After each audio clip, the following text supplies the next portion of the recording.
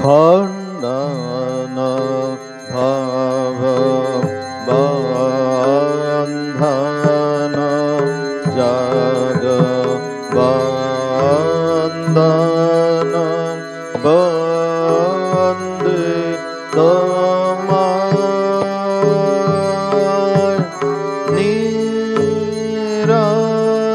নিরঞ্জন নার রূপ ধর নিরঞ্জন নার রূপ ধর নির্গুণ গুণময়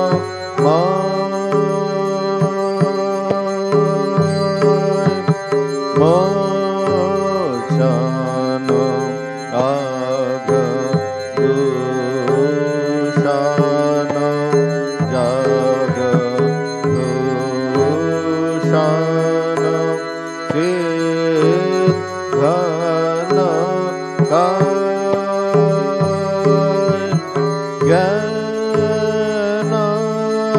জ্ঞানাঞ্জন বিমল নয়ন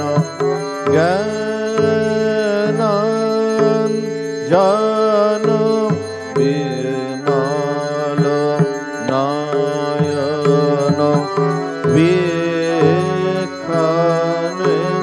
মোহ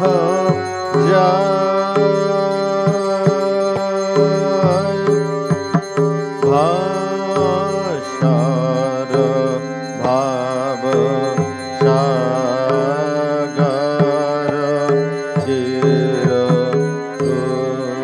উন্মাদ প্রেম কথা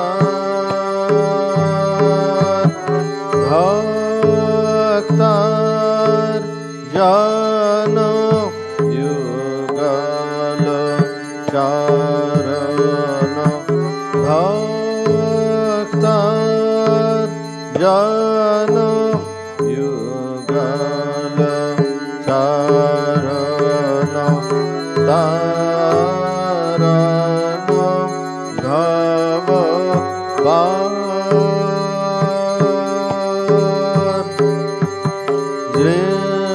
জৃম্ভিত যুগ ঈশার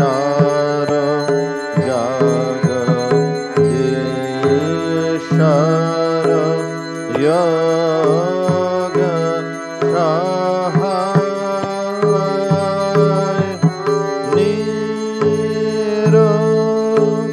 নিরোধন সমাহিত মন নিরোধন সমাহিত মন নিরখি তব কৃপায়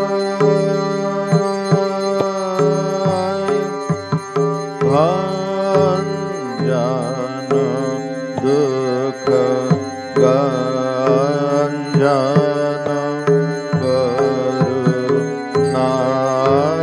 করুণাঘন কর্ম কঠোর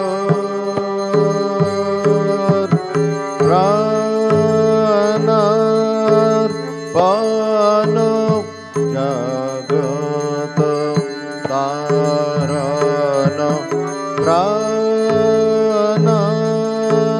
প্রাণার্পণ জগত তারণ কীর্তন কলি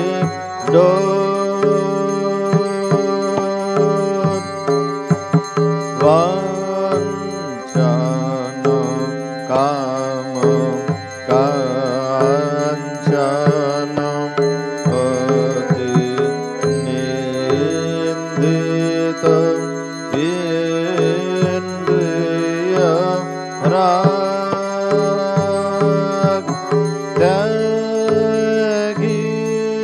ত্যাগীশ্বর হে নার Sharam Tyagish Sharam He Naram Varam Deha Padim Anurag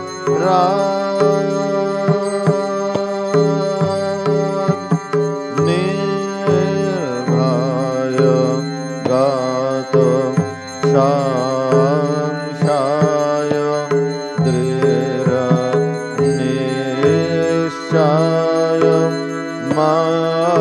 Manasa Van Nishkam Rano Bhakata Sharana Nishkam Rano Bhakata Sharana Tajil Jatim Kula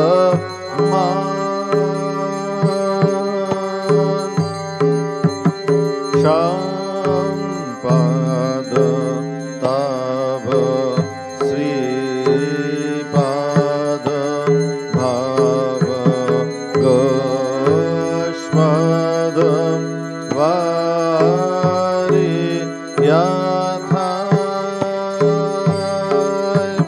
Premar Pano Shamadara Shana Premar Pano Shamadara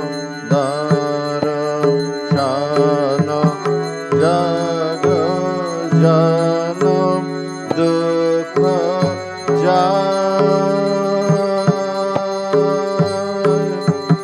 Sampada Tava Sri Pada Bhava Goshpada Variyathai Premarpana Shamadana Shana Premarpana Shamadana Shana Jaga Jana Dukha Jai Namo Namo Prabhu Bhagavanatita Namo Namo Prabhu Bhagavanatita Mano Vachanaika Dhar Prabhu Mano Vachanaika Dhar Jyotira Jyoti Ujala Hridi Kandar Jyotira Jyoti Ujala Hridi Kandar Tumitama Bhanjana Har Prabhu Tumitama Bhanjana Har Namo Namo Prabhu Bhagavanatita Namo Namo Prabhu Bhagavanatita Mano Vachanaika Dhar Prabhu Mano Vachanaika Dhar Jyotira Jyoti Ujala Hridi Kandar Jyotira Jyoti Ujala Hridi Kandar Tumitama Bhanjana Har Prabhu Tumitama Bhanjana Har Dede Langa Ranga Bhanga Baje Anga Shanga Mridanga Dede Langa Ranga Bhanga Baje Anga Shanga Mridanga গাইছে ছন্দ ভকত বৃন্দ আরতি তোমার গাইছে ছন্দ ভকত বৃন্দ আরতি তোমার জয় জয় আরতি তোমার হর হর আরতি তোমার শিব শিব আরতি তোমার খণ্ডন ভাব বন্ধন জগ বন্দন বন্দে তোমায় জয় শ্রী গুরু মহারাজ জি কি জয়।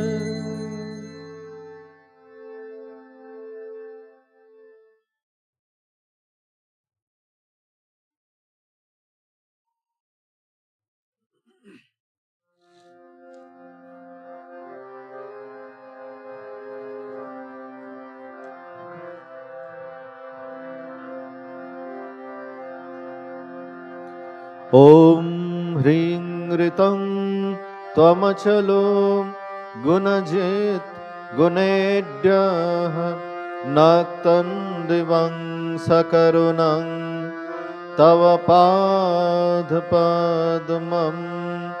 मोहं कषं बहुकृतं न भजे यतोऽहं तस्मात् त्वमेव शरणं मम दीनबन्धो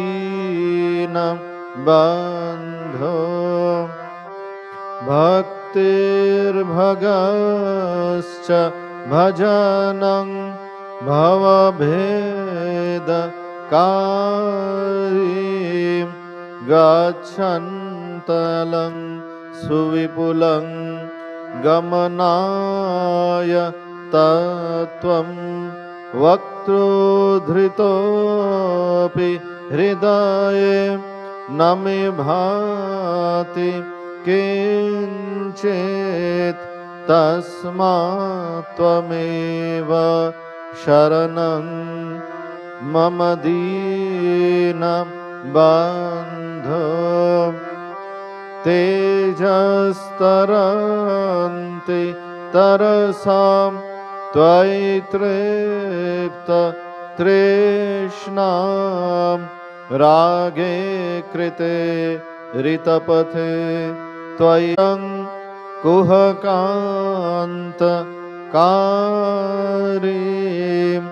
श्रान्तं शिवं सुविमलं तव नाम नाथ यस्मादहं त्वशरणो जगदेकगम्यं तस्मात् त्वमेव शरणं मम दीनबन्धो ॐ स्थापकाय च धर्मस्य सर्वधर्मस्वरूपिणे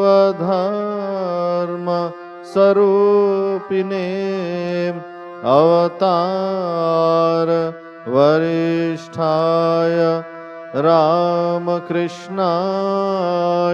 ते नमः। ॐ नमो श्री भगवते रामकृष्णाय नमो नमः। ॐ नमो श्री भगवते रामकृष्णाय नमो नमः। ॐ नमो श्री भगवते रामकृष्णाय नमो नमः।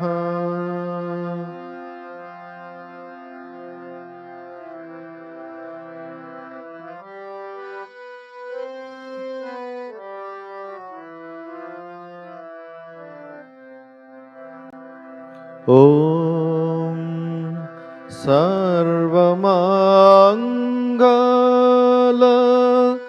मङ्गले शिवे सर्वार्थ साधिके शरण्ये त्र्यम्बके गौरी नारायणी नमोस्तुते। सृष्टि स्थिति विनाशानां शक्ति भूते सनातने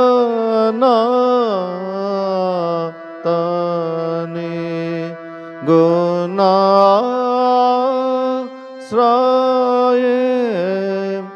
गुणमये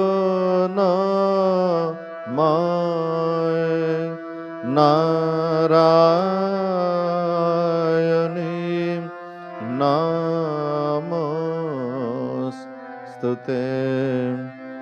शरणागतः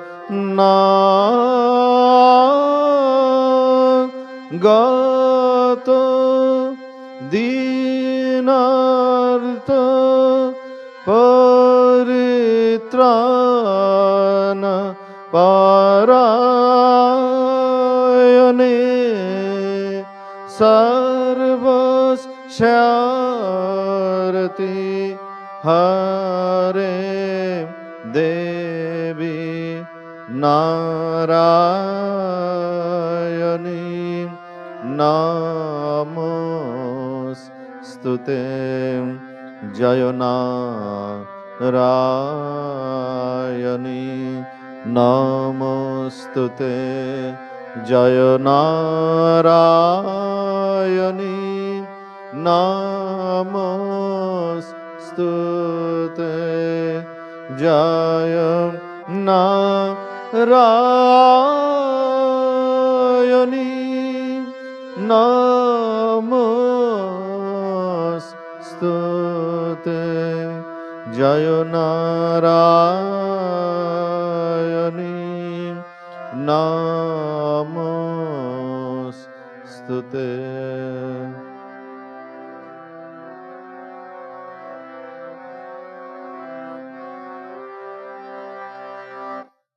Jai Mahamai ki Jai, Jai Bhagawan Sri Ramakrishna Dev ki Jai, Jai Swami Ji Maharaj Ji ki Jai.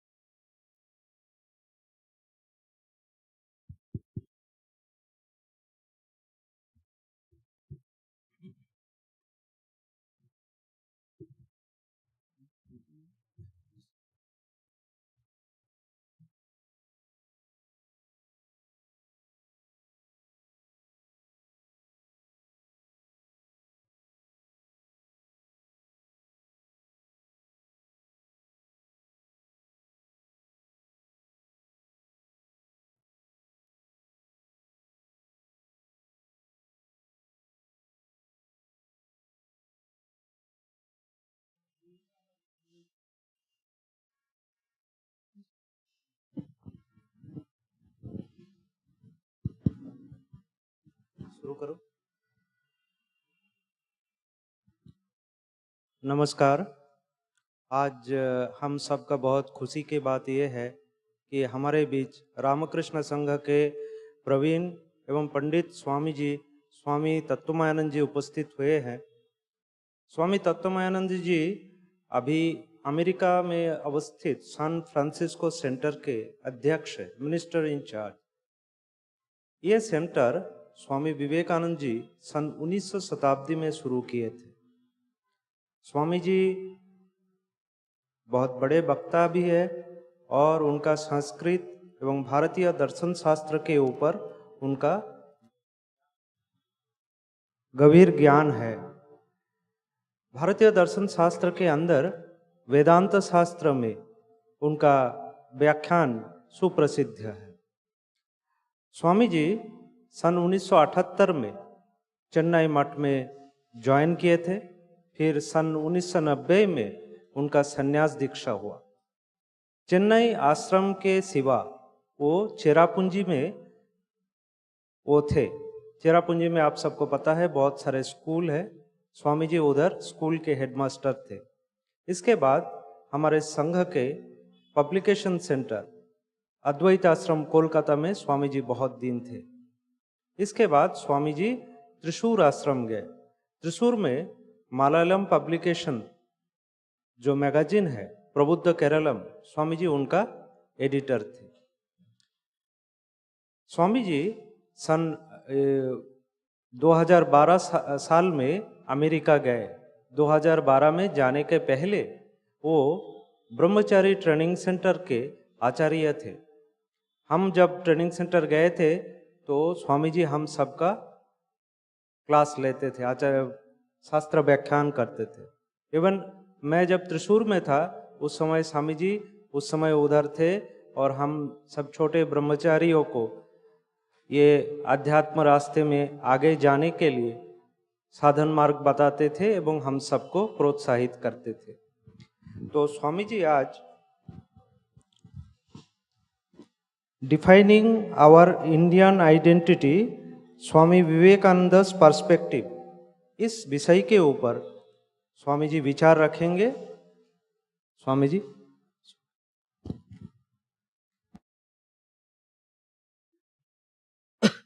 ओम स्थापकाय च धर्मस्य सर्वधर्मस्वरूपिणे अवतारवरिष्ठाय रामकृष्णाय ते नमः। योऽन्त प्रविश्य मम वाचमिमां प्रसुप्तां सञ्जीवयति अखिलशक्तिधरस्वधाम्ना अन्यांस्तहस्तचरणश्रवणत्वगादीन् प्राणान्नमो भगवते पुरुषाय तुभ्यम्। My pranams to the revered Swamijis who are present here. And my namaskar to all the devotees and friends who have come and assembled here.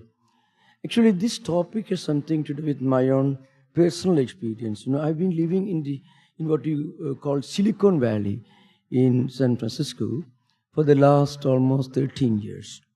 And my basic academic training is not at all related to Sanskrit or traditional learning. It is international relations, Western philosophy, things like that. Mostly in the areas of preparation for the diplomatic corps. Now, something happened to me a few years ago, just before the COVID outbreak came in.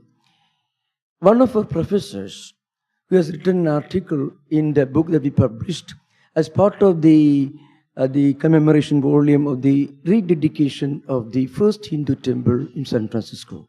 It's written 1905 by the great Swami, revered Tattwamayananda Maharaj. A professor had a long conversation with me in the ashrama, which he happened to visit. And incidentally, he said something very interesting, which has something to do with the contribution of Swami Vivekananda towards the redefinition of what it means to be an Indian. What is the Indian of Vivekananda's dreams? And to what extent we have succeeded or failure in fulfilling those expectations now. He said, frequently he has to confront youngsters. And he was a professor of Stanford University. where I used to go for almost 8 years before the COVID breaking. Every week we had a philosophy class. We have a room, we have a temple, a shrine, and so on. And after COVID came along, we had to switch to online version. But this professor said something very interesting. He said, whenever he meets an Indian youngster, a student, he will ask this question, have you read the Bhagavad Gita? Have you read any of the works of Swami Vivekananda? The answer will be mostly no. And do you know anything about yoga? Very often, this over-enthusiastic young graduates coming from India's elite institutions, education institutions like IITs, Indian Business Management Institute, and so on, they're proud that they don't know anything about India, India's heritage, Indian culture, Indian tradition, and they would rather be happy to claim to be the descendants of George Washington, because Americans would accept them. Now, then he said something interesting. He says, and this is my experience also, Indians who came in the early years of 1960s up to the later years of 1980s, they are now in their 80s and above 75 right now. If you talk to them about India and Indian culture, they disparage India. They talk about India's backwardness, India's economic and educational backwardness, Indian streets, wonderful, funny spectacle of driving in Indian streets. You know, it's almost like a gymnastics. This for an American it may look like that. Now, they contempt India. Even now, a little bit of that contempt remains. That's because they left India when India was still a very poor country, economically, educationally. The IITs are very few at that time. And even scientists, physicists, atomic physicists, I've seen many of them close to their 90s, who were sponsored by Homi Bhabha, who was the pioneer of Indian atomic research programs. He patronized many of the young, brilliant graduates of Indian universities, sent them abroad, in those days to Germany and then to America. And as soon as they reached America, they became American citizens. Swami Vivekananda said on one occasion, him I call a traitor, who after having received education at the expense of Indians, pays not the least heed to their interests. Now this is one picture. Absolutely not very encouraging, certainly not to be proud of. But today, if you look at the young Indian diaspora, youngsters who are coming from different Indian education institutions, engineering colleges, when they come, and they have a different perspective. They're proud of being an Indian. I'm talking about those who are below 50. Remember, I'm not just dividing into two different groups. There are very wonderful patriotic Indians even in their 90s. So there is but then the trend, and there are many articles written on this subject and a few books. But the recent trend, young Indians who come into the United States for the jobs, they're proud of their Indian identity. The reason is they know a lot about Hinduism, and they also learn to be proud of being a Hindu. Remember, I cannot really distinguish Indian identity with Hindu identity. If you follow Vivekananda's footsteps in his collaborative moral lectures, he's mostly addressing Indians, future of India, like plan of campaign, sages of India. He bases his views and perspectives on the foundation of Hindu philosophy, Hindu spirituality. During the last 20-25 years, many youngsters have come. They have read something of Vivekananda. They have heard something positive about Indian culture and tradition. This recent change, this shift for the better, that's something very interesting. Why did this happen? Because during the last 25 years, many young Indians have started taking active interests in Indian scriptures, Indian philosophy. Here I must tell you something very interesting. I have absolutely no prejudice against information technology. It is a blessing of nature.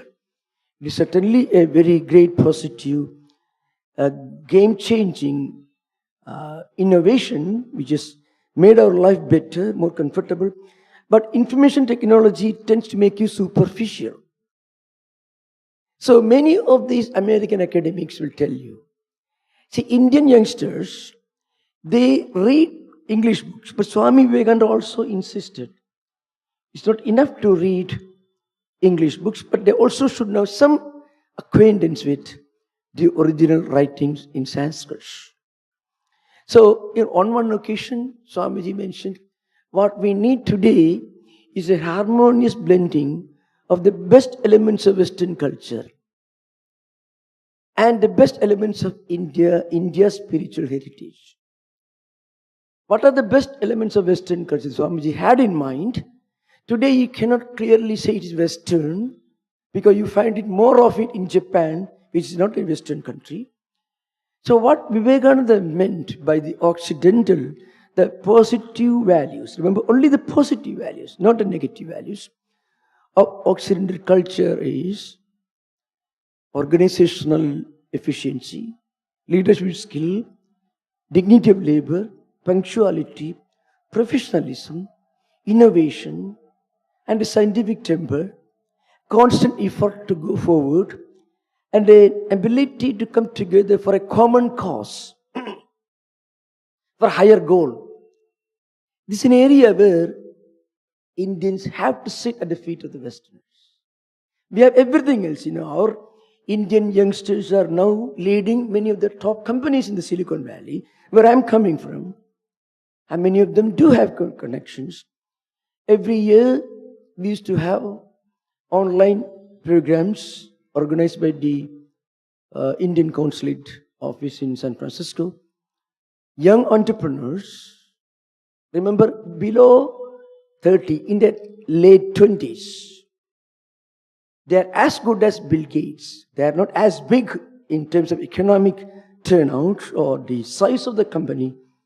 They are not billionaires, but they are as efficient, as innovative, as professional as any of the best American or Western business captains of industry.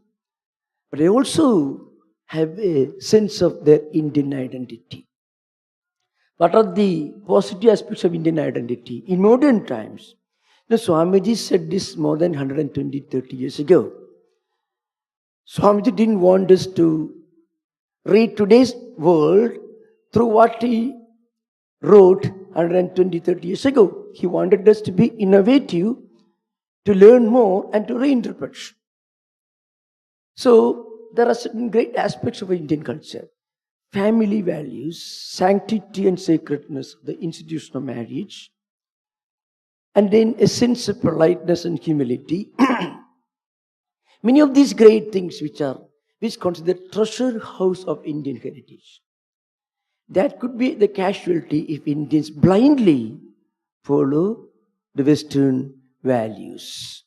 Now, Swami Vivekananda's own perspectives on Indian identity evolved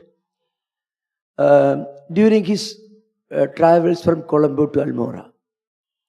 Actually, Sister Nivedita, in her introduction, a masterly introduction to the complete books, the first volume, she says 3 important elements constitute Vivekananda's personality and philosophy. Not only philosophy, personality.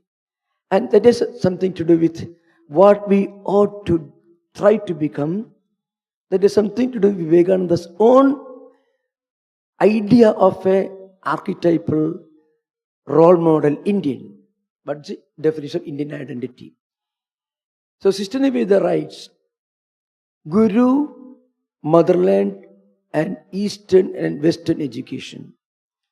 These 2 elements constitute Vivekananda's teachings and personality.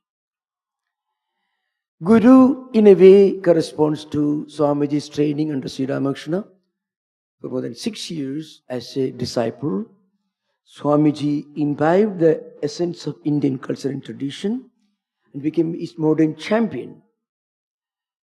And then Swamiji's travels in India. Right from 1886, the year Sri Ramakrishna passed away, up to 1893.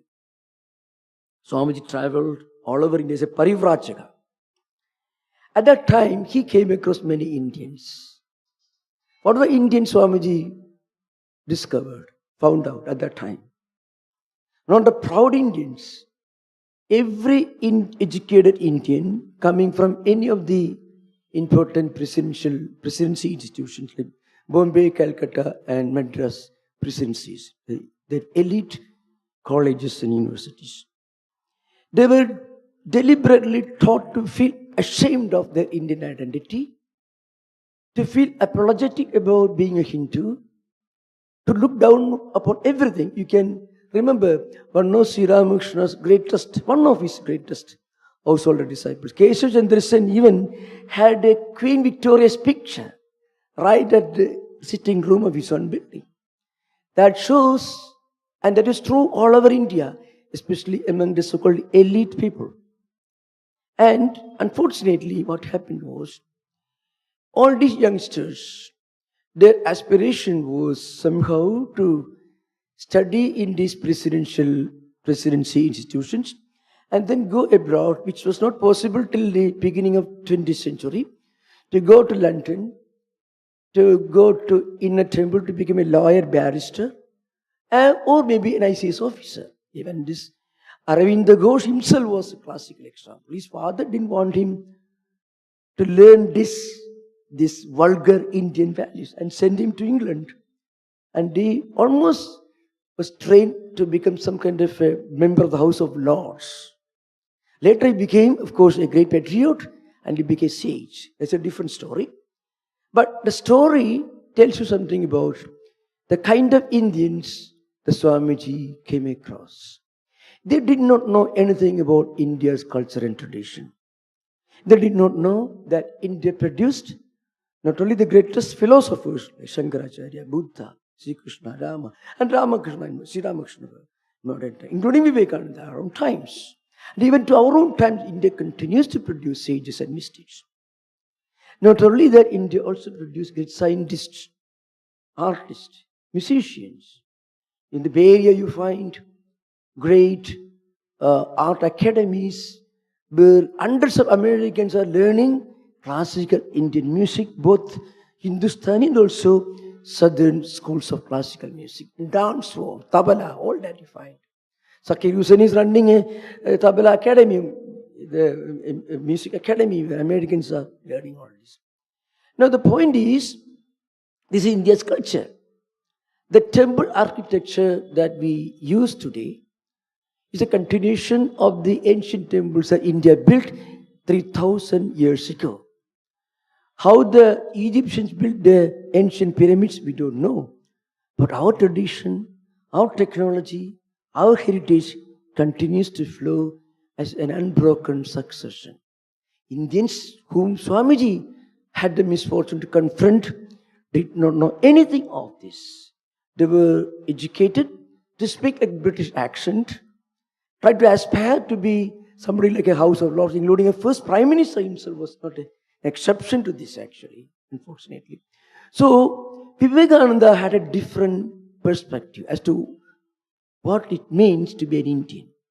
An Indian, to be really, in a way, Hindu, so to speak, he should be modern, innovative, should have access to the best of modern technology. And also, he should have also the ability to imbibe the great values, the plus points, the positive contributions of Western culture. See, after all, Europeans conquered this world, colonized large part of the world. There's only the British and French, Portuguese, Dutch, and so on.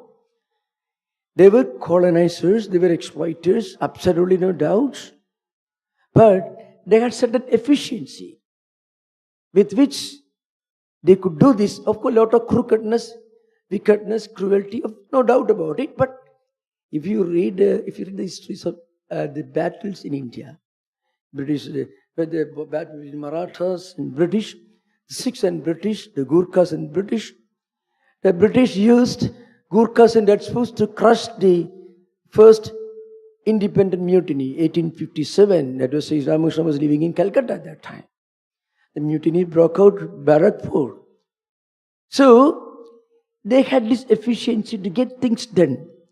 That we have to learn. And Swamiji says, I fell in love with organization. I don't know, the point is, Indians who have come to America have learned a lot of this. And right now, by the blessings of God, today's India is also on the march, moving forward. It's not possible for a country which is less than 1/3 of the United States, with more than 4 times the population, to move to the same space. But speed will be less, but it is going to happen. Now, one important contribution of Vivekananda to our own spiritual, scriptural tradition is something very interesting. This may not be well taken care of. Swamiji puts one question. Why was it that a handful of Europeans could come to this country and the entire nation lay prostrate before them? The answer is not far to seek. United we stand, divided we fall. This term was used by Abraham Lincoln. It appears in Vivekananda's works, because Abraham Lincoln's words were very popular in those days. Swamiji wrote this after his return to the United States. So Swamiji found Indians are naturally disunited. Naturally, inherently disunited. Naturally, inherently backward looking, absolutely, at that time. Things are changing for the better right now. But we have a tendency to declare victory too soon. That's the problem with Indian society. When we do something, immediately we say we have reached there. We have not reached there. It's a goal to reach. A great anthropologist, a German anthropologist, a great lover of India, he said, Japanese believe they are the best in the world. They never boast. They won't make a declaration. They know so well that they don't have to make a statement about it. Israelis believe they're the best. They work hard to make it a reality and prove to the world. Indians say we are the best. So the point is, and then they go to sleep. Now, this is something that reminds us of our necessity to listen to Vivekananda again after 120, 30 years. Now, Swamiji again and again makes a call for Indians to return to the Vedas. This is very interesting, very intriguing. Why did Vivekananda insist that we should return to the Vedas? Traditionally, I was trained in the Vedic literature right from my 5th year onwards. Now, if you find there are certain things in our canonical Sanskrit scripture tradition which tells you that you should, on the one hand, should have eternal spiritual values. At the same time, those values should be reinterpreted, redefined again and again according to the needs of the time. For example, as Swamiji says, Swamiji doesn't quote this verse, but he puts the idea in modern English. Shrudhi smudhi virodeshu srudireva giriyasi avirodetu sada karyam smartam vaidikavarsada.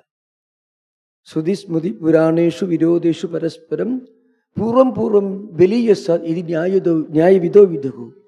Shrudhi smudhi purananam virodho yatra drishyade tatra sraudam pramanam siyat tayodvaite smudhidvara. What these 3 verses, one from Jabala Smudhi, Srudireva Giriyasi is from Jabala Smudhi. The second one is from Abhastamba Smudhi. The third one is from Vyasa Smudhi. What it says is, a typical Sanatana Hindu, on the one hand, he should have a strong foundation on the eternal values of the Vedas and Upanishads.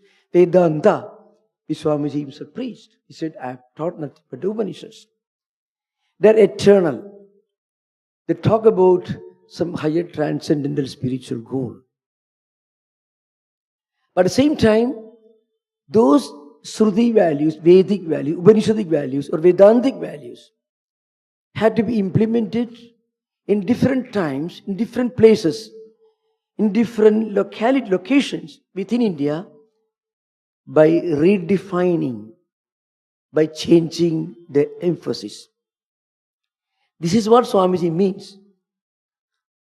It was already there, tradition, but many of those Indian youngsters whom Swamiji met during his travels, many of them could not understand the greatness of India's ancient heritage. Now, the question arises, what is an ideal nation? What is an ideal Hindu according to Swami Vivekananda? On the one hand, Swamiji says, this is our Bharata Varsha, is Sanatana Bhumi. Uttaram yet samudrasya himadri yecha dakshinam varsham tad bharatam nama bharati yatra santatihi. Bharata Varsha, the Indian subcontinent, so to speak, is a landmass which Puraparo toy nidhi vagahya Siddha Prithivya iva manadanda, that is Kalidasa says that same thing. So, a subcontinent with the ocean to the south, the Himalayas to the north, and two arms stretching on two different directions to the ocean. This is India, the geographical definition. At the same time, this India is not just a geographical entity, it's a cultural entity. I would go even far beyond that. It is a spiritual entity. And I'm not exaggerating. I'm not becoming a parochial ultra-nationalist. In the United States, when we had to give lectures, 45 minutes, 1 hour lecture, half an hour interaction, total 90 minutes. They ask questions. Swamiji is talking about the greatness of Indian Indian. Was Swamiji a nationalist? Like Hitler believed the Germans were the master race? Or the British? We are the Britons. They are very proud of their British identity. The French, these are all nations with strong national identities. In a very parochial manner. They don't consider it a spiritual entity, but a political, a social entity. Swamiji's love for India and Indian society was only a small part of his greater love for the entire humanity.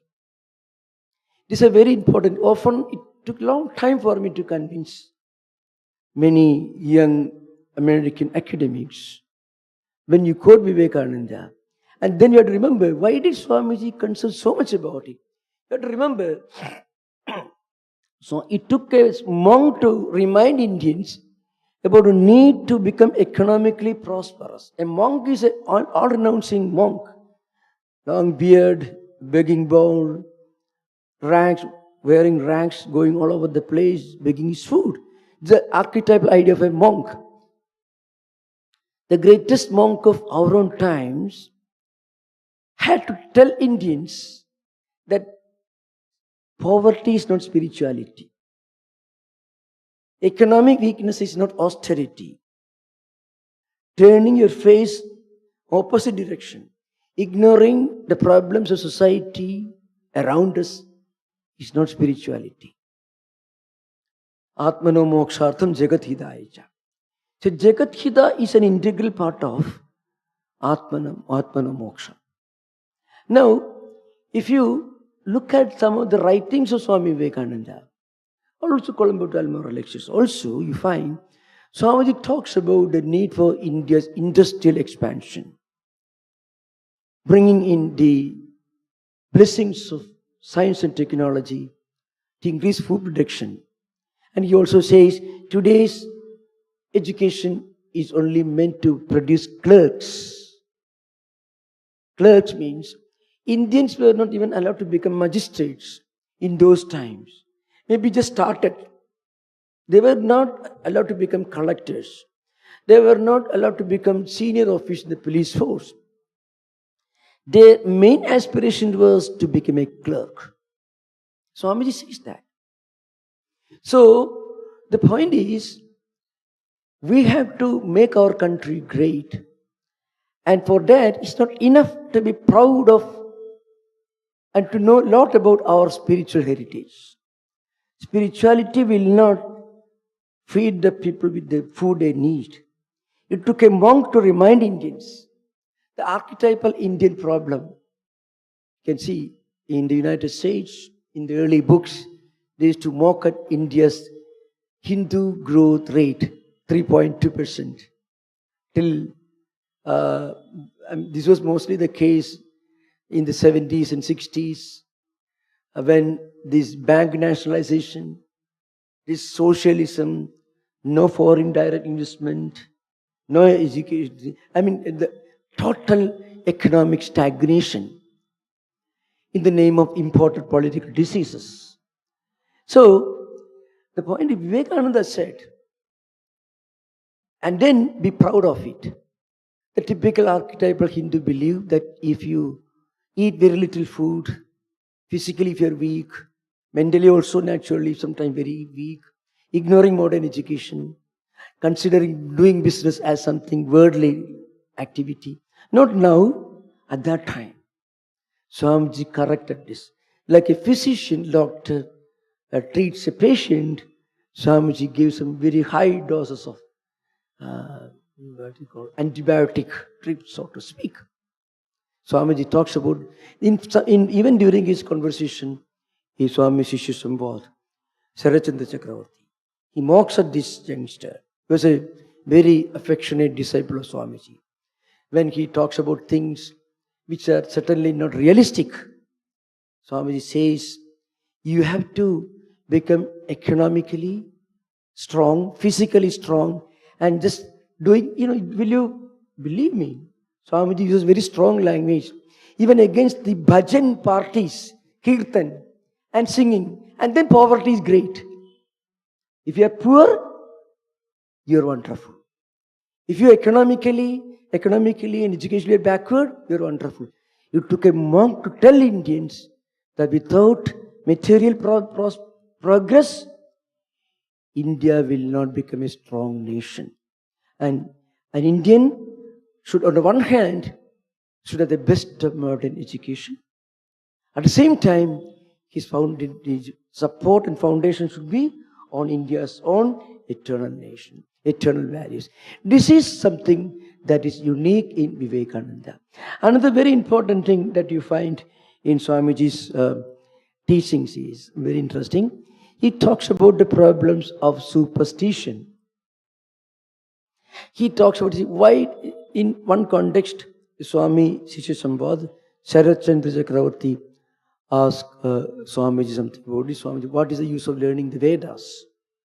In those days, learning the old Sanskrit books made no sense. Why should we learn Sanskrit? There are two possible extremes. We equally should be rejected. On the one hand, looking down upon ancient values, Sanskrit language, Sanskrit scriptures, as something obsolete, unscientific, not in tune with modern needs and requirements. That is one extreme negative view. Another equally negative approach is our Vedas and Puranas contain everything. So we don't need science and technology. We don't need any of the latest innovations of science and technology. You should study history very well. You find in most of the occasions, India had to face military defeat in the hands of the Arabs. Muhammad bin Qasim came in the 7th, 8th century AD, when the Afghans, Persians, and even later years, Mughals, because Indians did not have the knowledge of the latest tools for warfare. Indians, naturally, we are the best in the world in many ways.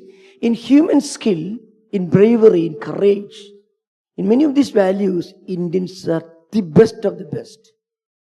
Many Indians are members of the special forces. You may know. SAS is the most elite special forces in the world, British. All Gurkhas only. So you can find in the Second World War, First World War, Indians play a very important role in the Allied victory against the Germans in Second World War and also against the other forces in the First World War. So Indians have got everything, but we have one problem. We cannot come together as a single unit and work for a common cause. A sense of purpose, a team spirit, and the ability to listen to a leader and work with the coordination for a common task. Indians, even now, unfortunately, are behind. We have improved a lot. If you go to the United States, you find Indian doctors are so much favored. They are much more professional, much more humane. Many Indians have taken over the biggest companies of it, because indirectly or directly, without being aware of it or not, they have actually fulfilled Vivekananda's definition of an archetypal Indian. What an Indian should be. Vivekananda's dream of an ideal Indian. Efficient, like any modern, Western or Japanese executive. As good, if not sometimes better. At the same time, keeping intact our own ancient traditional values. This unique blending, the blending should be without a friction. That is friction-free blending of the best of the Occidental and best of the Indian. Occidental means Western and Indian. Oriental and Occidental together. This also goes beyond harmonization of values. It also goes to the extent of cultural harmonization. Putting together all skills for a common cause. Again, this also Swamiji mentioned that he had a great admiration for America. Remember, Swamiji was a thoroughly Indian patriot. The more he traveled in America, the more he was convinced of the greatness of India. Remember that. Vivekananda, redefining Indian identity, did so because as he traveled more and more in Western world, he became more and more aware of the true greatness of India, but also he was sorry, but Indians were not aware of this. That's the problem. Indians were not aware of the true strength of being an Indian. So, in order for the great spiritual heritage to flourish and to be preserved, we need a strong society, economically prosperous, scientifically, technologically advanced society. Because a poor society, an economically backward society can never preserve its culture. Even in today's India, if you look at certain parts of the Indian subcontinent, our own country, where you find problems are still there. It's surprising. I don't want to go those areas. There are many Indians even today who would like to see India's downfall. It's a tragedy, but we cannot be blind to that. That's because many of them have not understood the true essence of being an Indian. The true essence of being an Indian is not interpreting poverty and backwardness as spirituality, as we used to do for a very long time. Swamiji is talking about a need for doing business.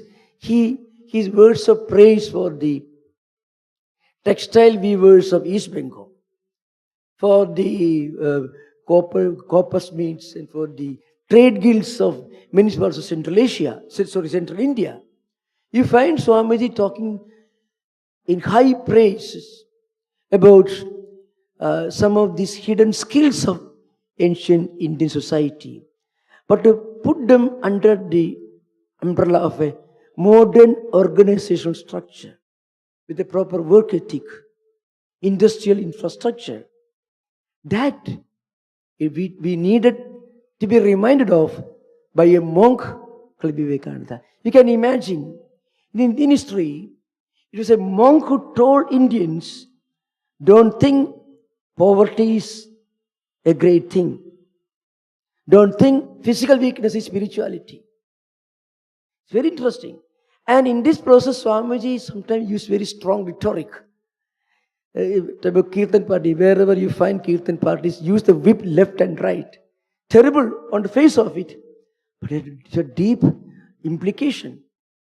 Praising God morning and evening and not taking care of our own society, our own family, and giving everything, the whole responsibility to God. In which Niskama Karma became Niskarma Karma. Niskama Karma means do your duty to the best of your efficiency, the best of your professional skill. Saktaha karmanya vidyam swedha kuruvanti bharata kuryan vidwan tatha asaktaha chigishu loka sangram. Gita says. So you should do everything with the total efficiency and effectiveness, with leadership skills, modern techniques, at the same time with a sense of detachment, which means a spiritual principle. This is what a typical Indian should do. Instead of that, what happened, maybe historically speaking, according to many anthropologists, both Eastern and Western, it was the influence of Jainism which actually infiltrated in Hindu body politic and caused this Shishasana, means misinterpretation of true spirituality and religion. If you are poor, you are spiritual. You are very austere. You should not do business. You should not use modern means for production and distribution because it's all worldliness. There is a strong statement in Vivekananda. The day when he used the word, Sanskrit word, Grihasthas started practicing renunciation and yoga, the faith of Hinduism was sealed. The day when Grihasthas started practicing renunciation and yoga, the faith of India was sealed. This may be very confusing to many people who don't know the pulse of Indian history. See, Grihasthas, for example, have a duty and responsibility to produce wealth and to use latest tools of industrialization, technology, innovation. It is impossible. Manusmriti says, Tasmat Trayopya Samino Jnanena Annena Chanudam Grihasthena Ivadharinde Tasmat Jeshthasami Grihi. Smritikara says, Jeshthasami means the eldest member of the 4 ashramas is Grihasthasami, household. Because householder supports economically and many other ways, both sannyasins, brahmacharis and vanaprasthins. Vanaprasthins don't make money, sannyasins do not, brahmacharis also they study. So householder should use all their skills, efficiency to produce wealth for their family, for the country and for society. In Shankaracharya's commentary in the Taittiriya Krishna Yajurveda, Kushala na pramadidavyam atma samvirakshanarthat karmanaha na pramadidavyam. There is a convocation address in the Taittiriya Upanishad, Vedamanuchyacharyo and Devasena Manishasti Satyam Vada Dharmanchara, etc. Bhute na pramadidavyam. Then Kushala na pramadidavyam atma samvirakshanarthat karmanaha na pramadidavyam. It's an instruction given to young students who have finished the Vedic education who are going to become householders.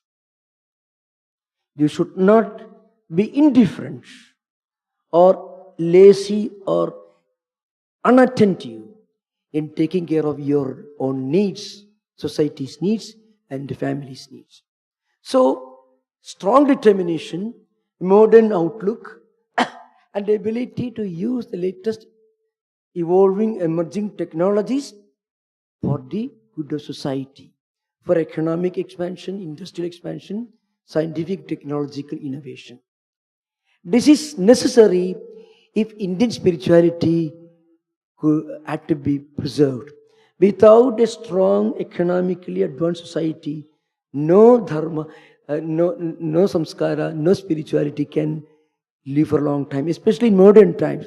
You know, Sanatana Dharma. Sanatanaschāso dharmasya Sanatana Dharma. Sanatanam karodi di Sanatana Dharma. There are different ways of samastabada, samasa techniques used in interpreting Sanatana Dharma. What it means is a dharma which makes you Sanatana eternal. When you practice it, that is Sanatana Dharma. Or a dharma which is dharma and also eternal. True.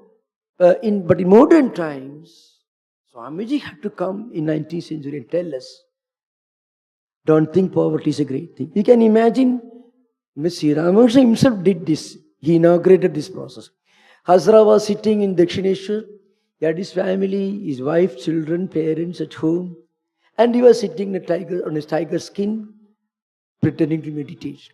And Sri Ramakrishna draw him away, go back to your home, take care of your mother, children, families, wife and others.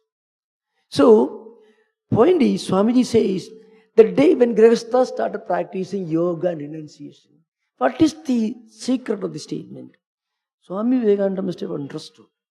There was some kind of a misconception, strong misconception, deep-rooted misconception, which has entered Hindu body politic, that if we want to be spiritual, we should totally neglect the world.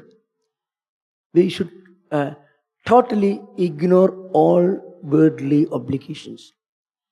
Now, if you read Bhagavad Gita, in the 4th chapter, the beginning, Imam Vivasade Yogam Proktavanaham Vivaswan Manave Praha Manuksha Kavya Bravit Evam Parampara Praptam Imam Rajasya Vidhu Sakale Nahamahata Yogo Nashta Parantava.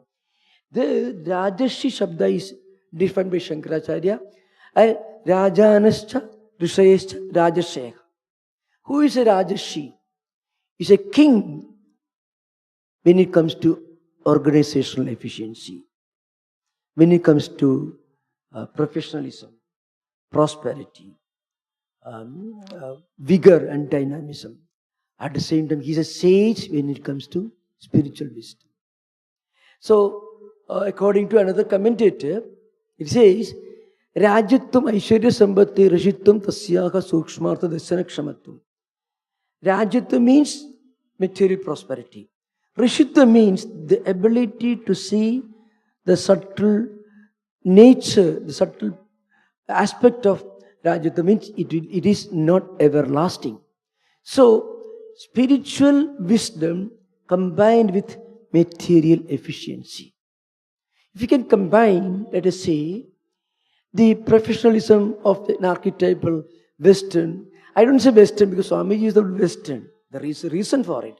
He spoke and wrote in 19th century, mostly on the basis of what he saw in Western world. Today's world has become one. There is no demarcation between East and West in so many ways. But the point is, if you can combine the efficiency of a Bill Gates or Tesla, or entrepreneur, and at the same time wisdom of a typical Indian sage, then that should be the ideal Indian. It means we should combine the best of the Occidental, the Western, with the best of the Oriental, the Eastern.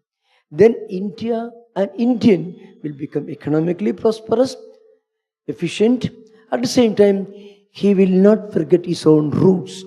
He will not forget his own spiritual home, spiritual roots. Swamiji wanted an Indian to be company pronouncing monk. He doesn't go for economic prosperity. But he wanted his nation, his people among whom he was living, whom he found to be steeped in poverty, they should become economically prosperous, they should emerge, they should rise up. This is Swami Vivekananda's great contribution. I made just an attempt to give a bird view of some of Vivekananda's perspectives. And I'm sorry I had a slight throat infection, but I hope it's okay, fine. Thank you, namaskar. And I am very grateful to the Bombay Ashrama. I'm just on my way back to San Francisco tomorrow to got an opportunity to share with you some of my ideas. It's like a windfall, it happened. Thank you, namaskar. Om Shanti Shanti Shanti. Harihi Om Tat Sat. Sri Ramakrishna Arpanamastu.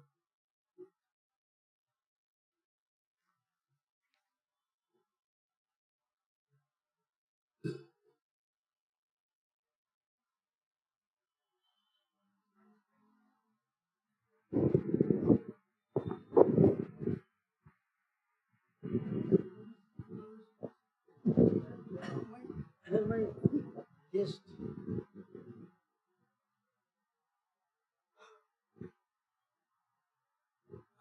Thank you, Swamiji. Today morning when I met him, he told me that he had temperature. And not only that, his throat also is not good. So then I suggested, if you want, we can cancel your lecture.